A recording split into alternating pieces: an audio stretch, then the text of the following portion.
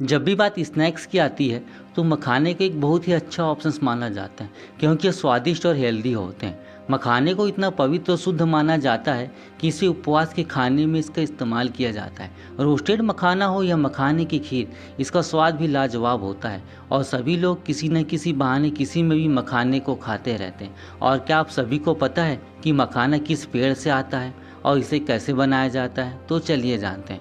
फॉक्सनट कहे जाने वाले मखाने को उगाने और खाने लायक बनाने के लिए बहुत ही मेहनत करनी पड़ती है।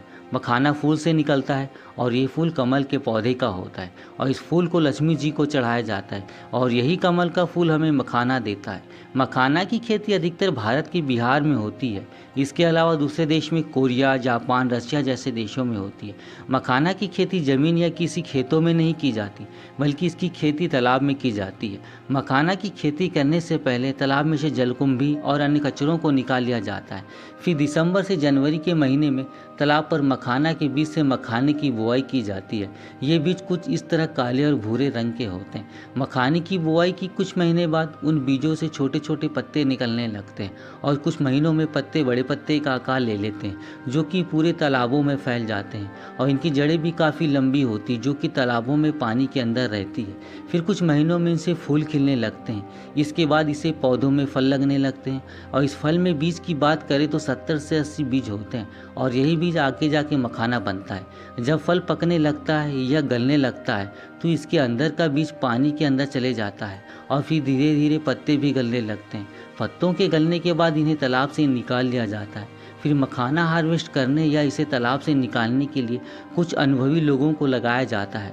फिर इस तालाब से कुछ पानी के अंदर बैठे मखानों को बांस की लकड़ी से बने जाल से निकाला जाता है। जब तालाब से सारा बीज निकल जाता है तो उसे बाहर निकालकर अपने पैरों से बहुत देरों तक मसलते हैं, जिससे कि बीज के ऊपर का छिलका निकल जाता है। फिर इसे पानी से अच्छे से साफ किया जाता है। फिर मखानों को धोने के बाद धूप में अच्छे से सुखा दिया जाता है। फिर सूखने के बाद इन बीजों को कढ़ाई में भूंजा जाता है।